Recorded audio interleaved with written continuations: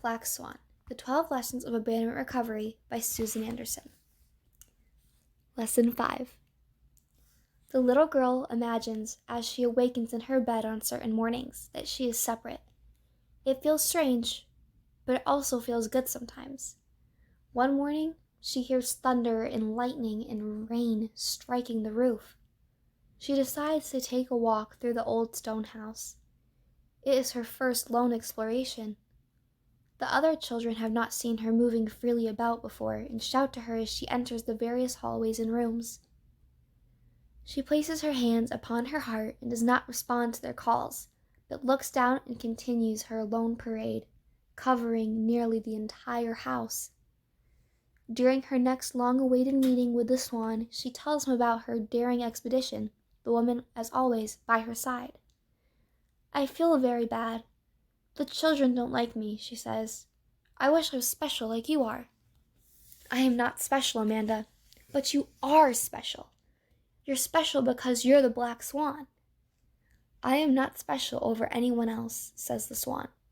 "It is just by an act of nature that I happen to be black among white swans. It has nothing to do with being special." "If a black swan isn't special," asks the little girl, "then who is?" "I am a lone center of the vast universe just like you are, just like everybody else," says the Swan, swooping his neck into the water. "But I'm not special at all. I'm plain. The other children, they don't like me." "It's not about being special, Amanda. It's about being important to yourself."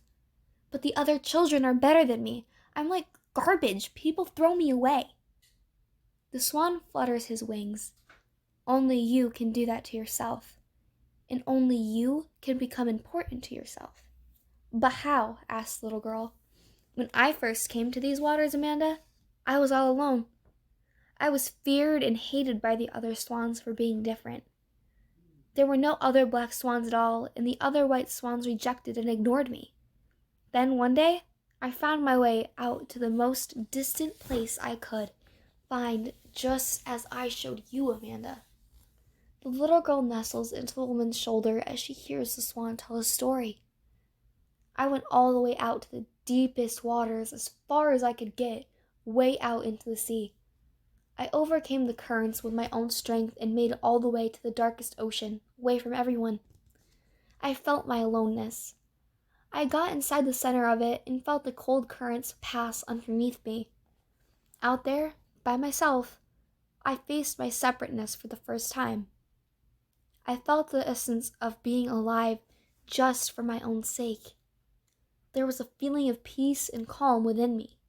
I relished the chill of the wind through my feathers and listened with amazement to the seagulls calling out to the universe. What I discovered was my power to experience my aliveness, alone as I was. My senses became my greatest gifts. They brought me life. The other swans were free to rebuke me if they liked." "But you are respected," she challenges. "The other white swans make room for you, even follow you." "Yes, they make room for me now, and some even follow me. But it's not me they make room for. It's the caring that I have for myself. It is the power over myself in the moment that they make room for." "But I'm not special enough to have this power." Feeling the importance of being alive doesn't involve any special power.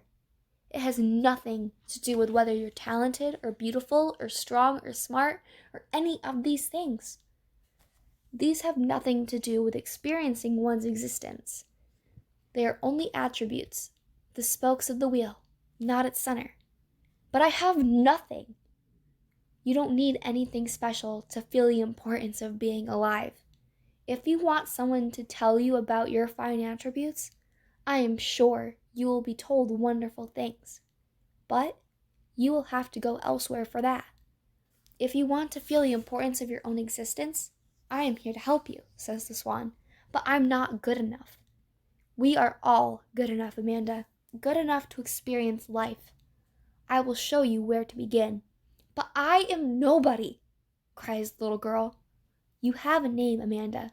Say your name inside your center. Fill the whole space within your name. Pronounce it boldly and know that that is you. There is only one you, nobody like you, a separate person. You. The little girl closes her eyes and burrows within herself, searching for her name. She can't remember it. She searches and searches. Finally, she pronounces the name the swan calls her. Amanda. But then, a strong feeling comes. It feels empty and sad inside, she cries out across the water. Yes, Amanda, it will feel empty until you fill it with things in life that have importance to you. Lift your chest a little bit and make it larger inside. Fill the whole space with your name. The little girl lifts her chest and pronounces the name Amanda within. Now, you must think about what things in life you like. That's what your name will mean. But there is nothing I like, cries the little girl. You have the tools to discover what you like, Amanda, your senses. At least you have already found out what you like through your taste buds, I'm sure. No, I haven't, defies the little girl. Do you like ice cream? It's too cold, protests the little girl. That is good to know. How about warm pie that's just come from the oven? Have you experienced that? Says the little girl. What is your favorite flavor? The little girl looks at the swan dreamily. Apple, she says, and that is good. It is a beginning. Next, you can open your ears and decide what sound you like to hear. The trickle of water, music, the tinkle of laughter, and what games do you enjoy? Catching fireflies? Discover what pleases you out there in the world as a separate being, and then go out and experience each thing. And as you do, know that it is because you are important. You must practice this and discover new things every day. Fill yourself with what feels good and right. That is who you are, Amanda, says the swan, floating away. I will be here anytime you need help, filling yourself with life.